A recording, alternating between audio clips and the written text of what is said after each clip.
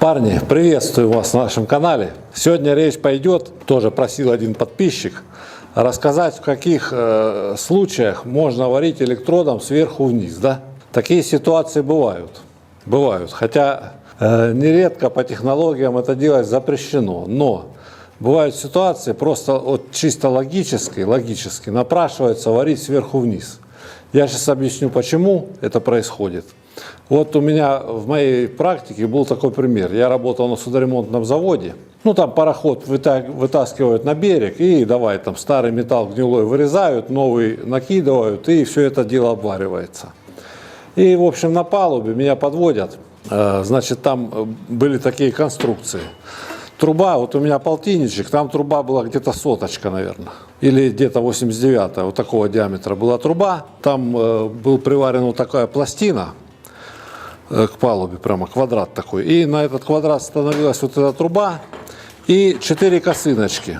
Ну, это у меня квадратик, да, а там были вот такие вот треугольные. С 4 сторон вот так вот варились косыночки. Мы подходим с Леха, по-моему, Леха был бугор у нас, да. Подходим, смотрим. Там 4 вот такие стойки, 4. Представляете? И на каждой по 4 косынки. Это у меня такой довольно маленький квадратик, а там косыночка была такая не маленькая. Она миллиметров 250 вверх и вот сюда миллиметров 150. Вот такие. И 4 штуки, понимаете? А в судоремонтном заводе у нас электроды были только ООНи, других никаких не было. Рутиловыми электродами там запрещено категорически варить, только ООНи. И вот представляете, это получается 8 вертикальных швов по 250 миллиметров. Это сколько получается? 2 метра, да, если сложить.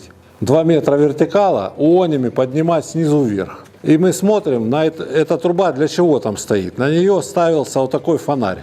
Через трубу проводилась проводка, ну просто ходовые такие огни. И мы понимаем, что на трубу нет никакой нагрузки абсолютно. Никто там на нее никакой груз вешать не будет, она ничего не держит, никакие не тросы. Просто на нее ставится фонарь, понимаете? И мы стоим и думаем, ну зачем там 8 швов по 250 миллиметров снизу вверх накладывать? Это мы будем варить ее целый день, понимаете? И Леха говорит, давай быстренько сверху вниз пробегаемся ООНьками, и все. Я хочу вам сказать, парни, что, возможно, у меня сейчас не получится так, как тогда это у меня получалось. Ну, сами понимаете, когда ты ходишь на работу, каждый день по 8 часов в день варишь ООНями, а я последние два года работаю на полуавтомате. Я держак беру в руки только, чтобы снимать видео для вас, парни.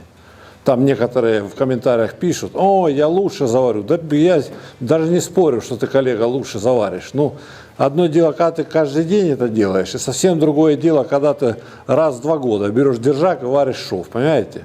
Руку надо набивать. Поэтому давайте я попробую сейчас повторить. Значит, у меня план какой? Значит, я покажу, как ООНями. Вот у меня ООНи 1355 есть, троечка. И еще хочу сказать, парни, рутиловым электродом тоже бывает. Частенько я пользовался такой техникой.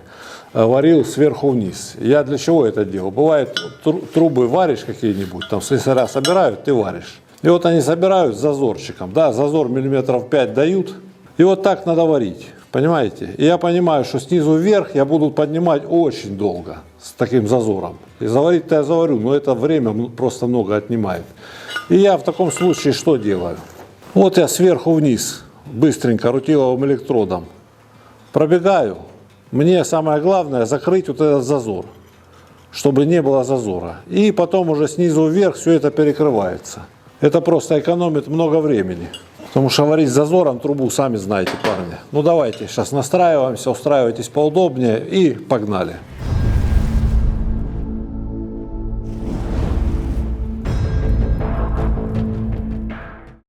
Коллеги, вот я сейчас буду варить сверху вниз. Здесь надо ставить побольше току, чтобы электрод горел и не гас, да? И это не всегда получается с первого раза. Здесь техника следующая. Вот зажег электрод, и вот такими движениями влево-вправо размазываем.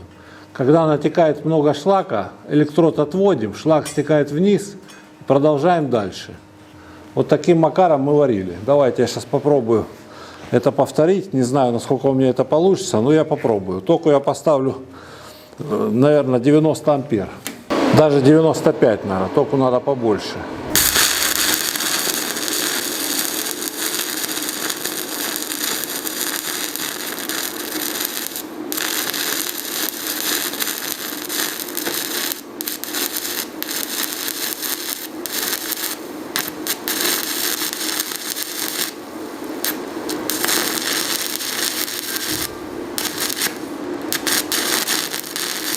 Когда шлака уже сильно много становится, ничего страшного, останавливаемся, отбиваем.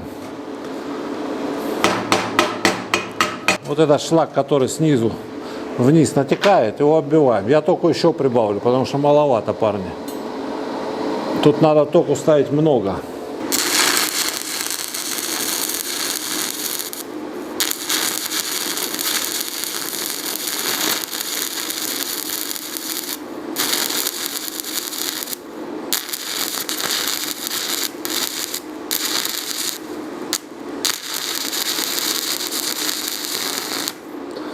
Сейчас я еще раз оббиваю шлачок.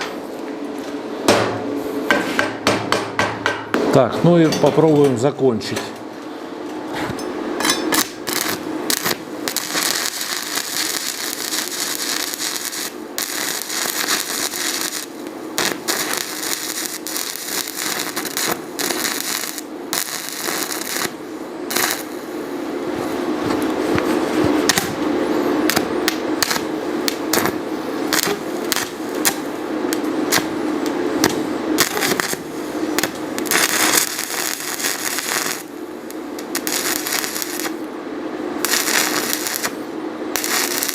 В самом низу, парни, там уже подразумевается, что там пол. В самом низу, там уже чуть-чуть снизу вверх, поднимаем и все. Так, давайте я еще с обратной стороны попробую. Потому что я дал мало тока. Вот 110 ампер даже надо ставить.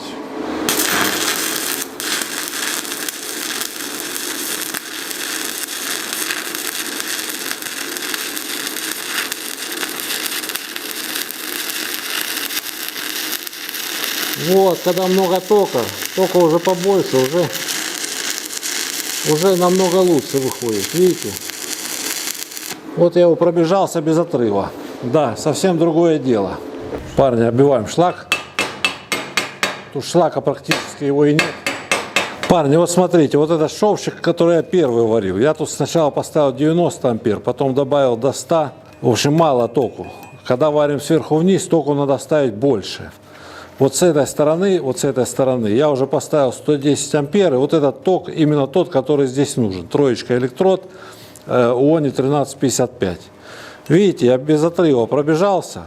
Он шлак просто вниз его сгоняем тем же электродом. И вот этого шва, вот если 4 косынки вот на этой трубе, и 8 вот таких швов будет, и вот этого за глаза, чтобы эта труба никуда не делась, понимаете? Потому что если варить вот это снизу вверх поднимать, это полдня будем варить, так же? Так, теперь, парни, план такой. Давайте я попробую, поставим зазорчик вот на трубу, да? Попробую показать, как сверху вниз именно закрыть вот этот зазор. Парни, вот смотрите, видите, у меня троечка электрод, вот он туда спокойно проходит. Значит, здесь зазор, ну, миллиметра 4 минимум. Снизу вверх долго поднимать его, поэтому я сейчас сверху вниз постараюсь его закрыть тиловым электродом. Потом, ну, снизу вверх я уже не буду варить, я просто покажу, как это делается. И еще хочу отметить, коллеги, это естественно, не ответственные трубопроводы. Это обычный водопровод, горячее, холодное, отопление, понимаете? Это никакой не подпросвет, а тут сейчас начнут там писать. Это все никуда не годится, да? Здесь никто просвечивать не будет. Это обычный трубопровод. Так, парни, давайте попробуем заварить. Здесь тока тоже, пацаны, не стоит жалеть. Вот я на троечку электрод рутиловый поставил 100 ампер. Возможно, даже этого будет мало, но в процессе я это пойму. В общем, давайте пробуем, варим.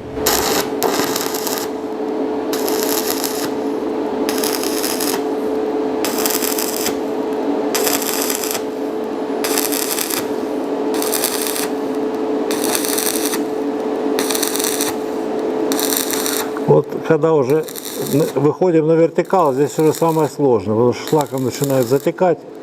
Ну ничего, даже если будет какая-то там пора, это нам ничего страшного, потому что это все потом перекроется снизу вверх. Можем спокойно остановиться, оббить шлачок, который нам мешает, ничего тут страшного нет. Вот шлачок оббили, продолжаем.